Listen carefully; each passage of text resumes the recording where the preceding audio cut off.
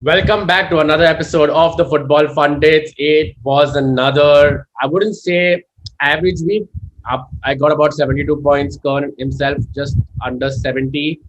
But we have saw those red arrows. Double game week. Definitely had more expectation from Leeds versus West Ham. All three of those players let me down. Rafinha for you as well, Karn, Antonio, Dallas, and Bamford for me. Two goals to West Ham, but it was all to J Links over there. In this episode, guys, as always, we will be covering the differential picks, captain picks for this episode, transfer tips. Also, looking at game week 29, if you're free hitting or not, if you're keeping an eye out on no chips till 30, wildcarding then. We'll try to wrap that up in a tight discussion. We'll start up with Kern's team first, since he will most likely be free hitting in 29. His strategy will be looking at just the transfers for 28 and game week 13. Kern, before we move to your team, any words? I need to start listening to myself, man. I sent a message to a friend of mine before last week's transfers saying these are two changes I was going to do. Salah for De Bruyne. And then because I had to make way for another City player, it was going to be Gundogan for James Ward-Prowse. And as we know, James Ward-Prowse and Kevin De Bruyne are amongst the top scorers this week. So that was a huge bummer, man. Like just not doing those. But hey, uh, can't help it. Is what it is. Going to be bringing in De Bruyne now. Cannot go too long without him. And we'll just discuss that once I share my team. All right, let's go into your team and carry forward the discussion. Before we do that, would also like to point out that if you did catch our last week's episode, you would see we did a kind of a deadline hour episode, as you could like to call it, and we went through these moves, right, Kern? We spoke about the only Southampton player worth getting was JWP. The other flip side was looking at the likes of Chelsea for a clean sheet. Mendy did a clean sheet over there. It's not like we are giving bad picks. We're not picking our own picks, is where it's coming down to. But hey, Yeah. I stumbled across Kane. Kane gave me 19 points. I can't complain. That -4 was worth it. Phew. Yeah. Or I would have been really shooting myself in the head right there if that didn't work out. But yeah, go ahead with your team. Right. So that's what we're working with. And one of the things that we obviously want to cover is City defensive assets. So far, we've been doubling up on it. Not sure that's going to work for me now, especially with Pep Roulette coming in, expensive options, especially the names like Cancelo. Uh, and of course, the defensive numbers the last 4 game weeks have dropped. Here's the changes I'm planning to make, Annie. I'm planning to do Cancelo out for Shaw. Yes, I'm finally jumping on the Shaw brigade, and Salah out for De Bruyne, which is honestly the scariest move that I'm making because I do want to hold on to Kane. Yes, he has that yellow flag right now, but Mourinho has said that he should be fit unless there's like a huge thing that goes down, right? So I'm fairly confident Kane is going to play. Whereas Salah, if I just pull this up, right, Wolves away, not always the easiest fixture. Then obviously the blank, which I mean, right now doesn't matter to me because I'm free hitting next week. And then Arsenal away, Arteta has not been doing too bad against big teams, I'd say. Villa at home, again, not the easiest, right? So given their form and everything else, it could be a big risk. As I said, it's the scariest move I'm making. But Salah to De Bruyne, just given form and everything else, I think is the move I'm going to have to make. Right, Con. Obviously, you hit the nail on the head with the Salah one, right? Liverpool do have the best fixtures of sort going into this game week. And if I look at the end of the season as well, multiple options do open up, right? KDB is someone now you realize you don't want to miss. He's got the rest per se. Yes, he was injured, but he's been got into the team with quite a few mini breaks, as you can say, right? He played a few games, he was rested, and he came back. So it's not like Pep has to rest him again. What I worry about is in this City roulette, De Bruyne getting a rest in the week after, and then Gundogan and Sterling playing again. And that's really scaring me because if United do hit a bit of a slump with the injuries that they have with Martial, no Rashford, playing with maybe Diallo up front now with Greenwood, That's a lot of pressure on Bruno, right? I would then consider in that case trying to upgrade Fernandes to KDB and not touching Salah. But those are tough times ahead. So, Kern, you made those moves for us just for the sake of Yeah. demonstration. And if we had to look at it completely, that yellow mark on Kane, you want to address that? Um, he obviously, I mean, he got pulled off, I think, the 82nd minute. He was icing his knee for a bit in the Europa League game, but Mourinho's come out and said he should be okay. I think there's lots of people who saw on screen and started posting videos of the icing being stopped after a few minutes. So anyway, I think he's going to be fit. I just think he's going to be fit. And actually, like while I was making the change, I also wanted to just point out that why I'm having to make these changes. Obviously, max of 3 City. So the other way, if you still want to do a City double up, and I think then the one to must have is Ruben Diaz. I just don't want to take a -4 to make that happen this week, right? And I want to do De Bruyne and Gundogan. I think De Bruyne should be okay because he got subbed off around the 60-minute mark midweek. He should start. Yeah. And with the loss against United, I'm sure Pep won't be happy. He probably doesn't want any jitters during the last few games, right? So I think he's going to try and wrap it up as quick as he can. And for that, De Bruyne starting would be quite essential. For Shaw coming in, obviously the other option are Chelsea assets. Rudiger obviously is a great pick with the price. Fixtures are good as well, Annie. So this was the big one for me. Rudiger versus Shaw. Rudiger, but now was dropped last week. So I'm not. I think there's probably just rest and rotation, but I don't want to take that risk. I waited for the Europa League game to happen, so it's kind of certain now that I think Shaw is going to play the Premier League match, right? So I'm comfortable with that, which is why I'm just going with Shaw. Slightly more attacking return potential, and a guaranteed start, so to say. Yeah, Kern. In fact, if anything, anybody could have a small rest. It could be Gundogan. Gundogan again has played the whole game. Yeah. So if I was a Gundogan owner, I'd be worried over there. It is a bit worrying. I'm kind of thinking of doing the same moves, right? So when I come to my team, I'll go over it more. But to wrap up your team, just want to make sure that with the players, if you still have the likes of Barnes like you do, yes, your bench strength then comes to naught. But looking at the team that you have, and if this is what a team looks like, these are all short starters. There's no doubt that none of these guys will be benched or rested, apart from maybe Gundogan in this week, which would be highly, highly, highly, very unlucky. But I mean, if you expect that with Pep and you have just about enough Karn to cover that, right? Yeah, and then I guess I'll have Dallas come in facing Chelsea. Not the best option, but I'm okay with it because I don't want to take a -4 for a bench cover. If Gundogan starts, then great. So I don't want to get the -4 in for bench. Yeah, I mean, having Barnes in and red for so long just seems weird. But it is what it is. Other places just need more fixing right now. All right. And alternatively, Karn, now that we'll move on to my team, we'll take over. What happens if you're not sure about your free hit? All right, Karn. So this is what my team essentially looks like right now. I have reached a tough spot. Like you said, I'm hoping Harry Kane does start here. It makes my life much easier, and he should start, right? The captaincy right now is, as you can see, on Bruno Fernandes. But I will most likely, looking at the injuries United have, move that on to Harry Kane or Gundogan.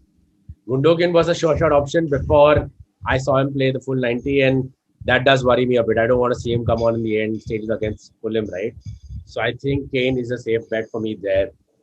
Now, where I stand right now is Karn, like the moves you mentioned. Now, I would have taken Antonio out a week or two ago for Watkins, but I had a gut feeling Watkins without Grealish won't do too well. He showed promise, but he's not, right? He's got just the assist in the last 5 games. So Antonio in for especially game week 29 is what I've kept in case I don't end up free hitting. Right now, the way I look at it, I have Bamford, Kane, Son, Antonio, and Dallas. I have 5 players in for game week 29. If I save the transfer this week, that gives me 2 for next week. I go in with a 7 there and with a -4, 8 players. That's exactly the number of players I went in for the blank 18, if you remember. And we did just about okay. Yeah. So that is one strategy for me and for anyone who has a free hit left.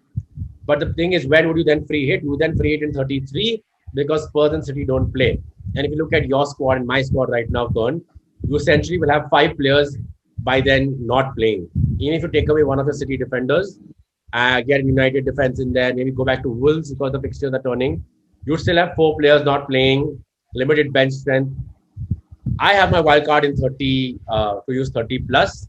A lot of you guys have used a wild card already. So I'm telling you that if you don't have a wild card in hand, you could consider going in with about 6-7 players, just about a -4 into 8 players for game week 29, saving that transfer for this week.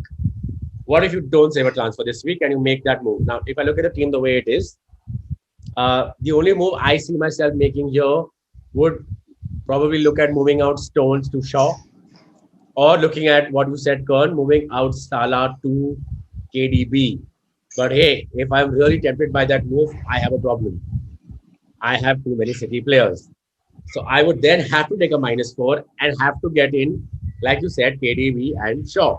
That's the only way I can get in two good players without losing on that -4 and not building into it, right?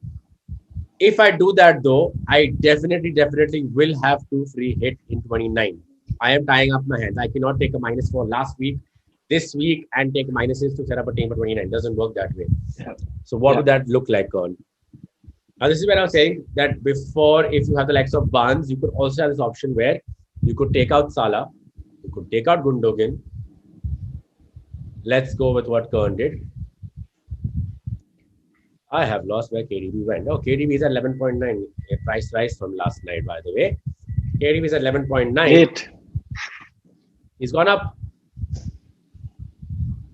Amazing. This is what good news happens, right, when you live stream half the time. And you could then get coverage in Liverpool by looking at Jota at 6.6. That leaves you with nothing in the bank, though, Karn. It's too risky. It's a very risky move again, right? Jota played. He has taken up the 70th minute midweek. Salah got a goal. Mane got a goal. Will he want to rest the players? Will he want them to continue the good form? Tough times. I don't think there's any rest coming in for Liverpool because they definitely need to make a lot of ground. So I don't think there's rest coming in, but yeah, rotation is there. You don't know which one,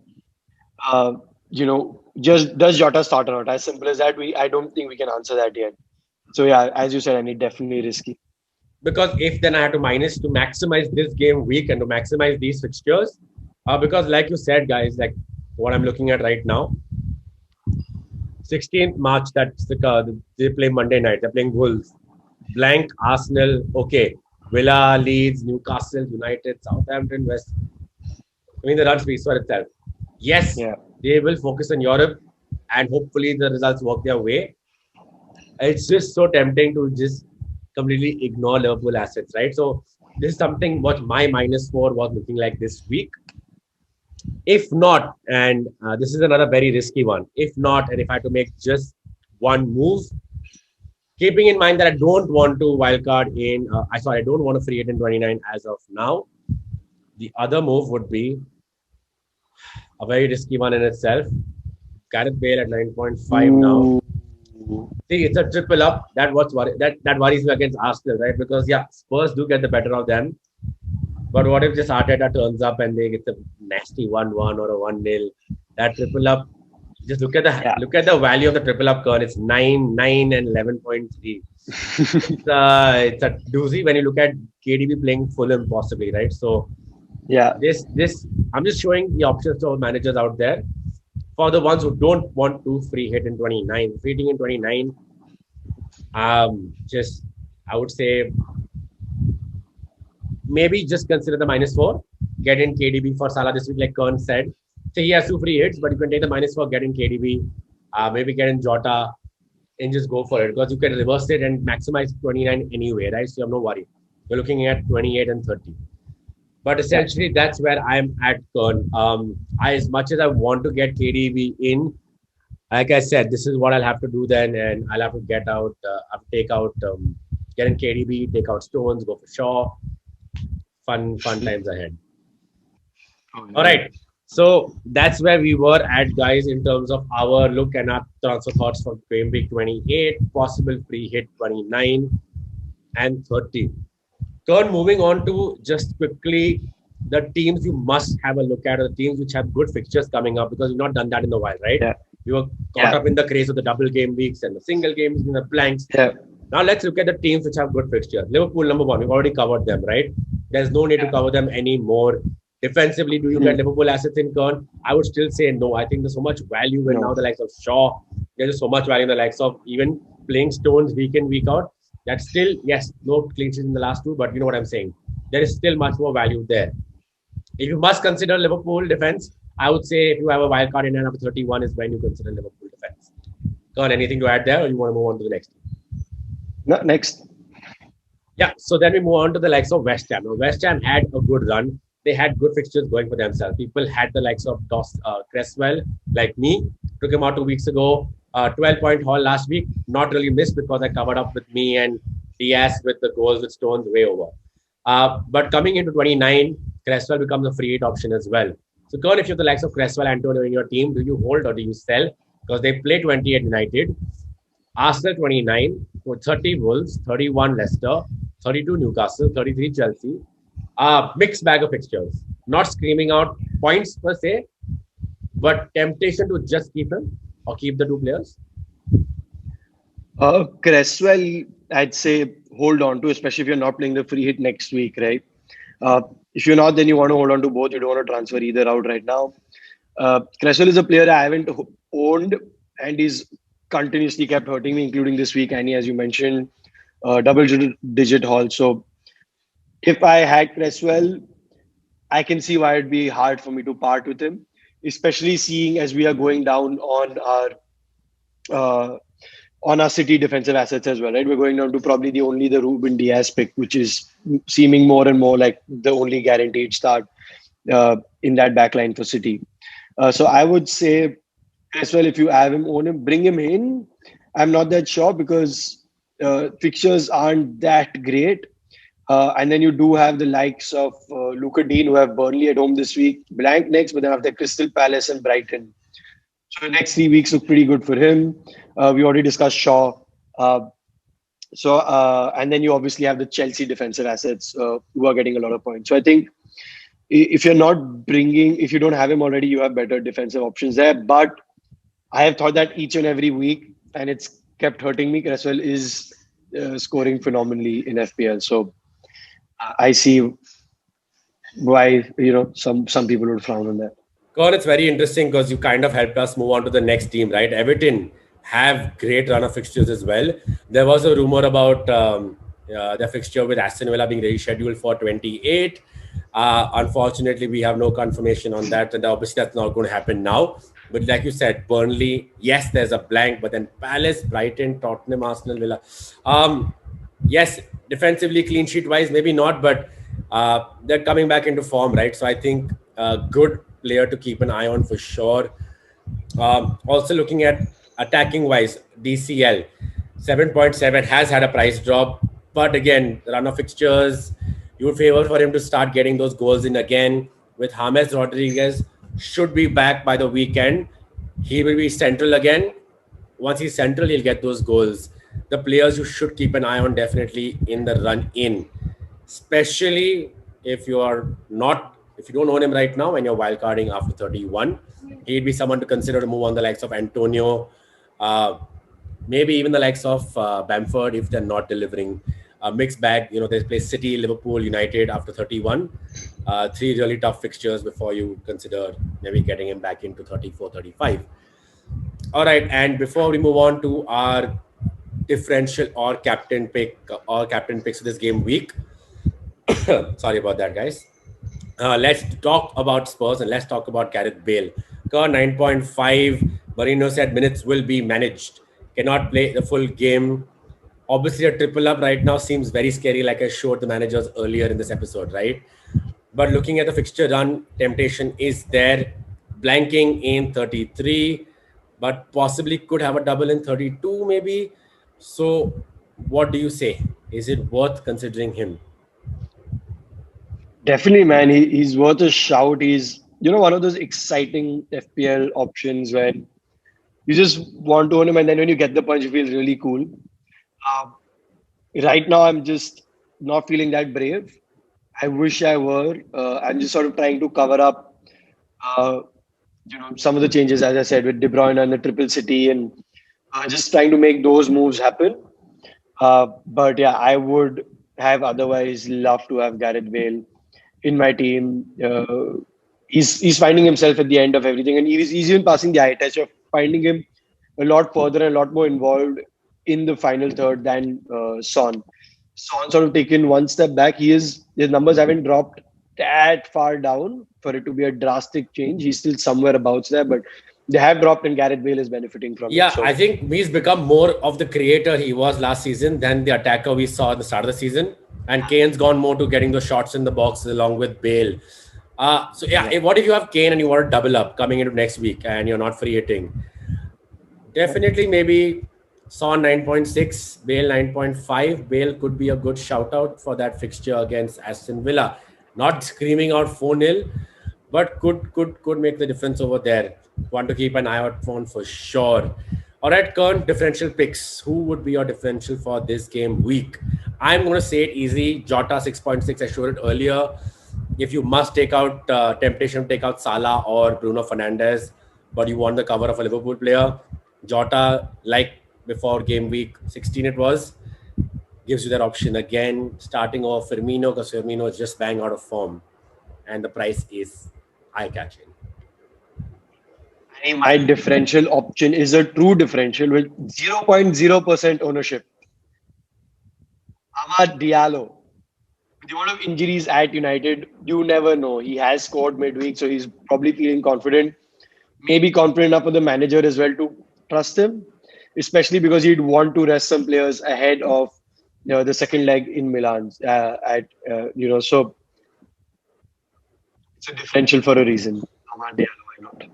Yeah, it's a big bummer, right, Kern? We had Mason Greenwood last year, such a cutthroat price, 4.5. Forward, things are going so well. Then they move on to midfield. He's at 7.0. He started at 7.5 in the season. This is where I feel with the FPL gods are very. I curse them for doing this to us Yeah, in terms of the pricing, right? Because even Greenwood would have yeah, been such a good shout out with no Rashford and no Martial. Greenwood would be surely starting with James on the right, if not Diallo starting, right? yeah, That would have been a yeah, good option, but at 7, just don't even. I would not consider looking at him, unfortunately. yeah. All right, captain picks. We've covered that, Kern, but one more shout out. I would definitely captain Harry Kane as a safety option. Looking at the way the trend is going, people losing faith in Salah. The ones who have KDB might captain him. Always a doubt about rest, right? I would still say Kane against Arsenal. I do see him doing well, so I would say Kane over KDB by just this much. Yeah, for me, it's between KDB and De Bruyne. No, KDB and De Bruyne, I'm saying KDB and Bruno. Clearly, KDB is my pick because I'm putting him up against himself. He just had 18% ownership. So, that still. So, his captaincy then really gets you. He's that sort of almost differential plus explosive captain, right? I know 18% is not that much, but when it comes to a captain pick, it does become a differential, honestly, especially when you're comparing the likes of Kane and Bruno and Salah's. De Bruyne for me, second pick. Bruno, going to be a toss in on how I'm feeling. All right. Thank you so much, everyone, for joining us for this episode. Hopefully, it is better for everyone, unlike the last 2 weeks.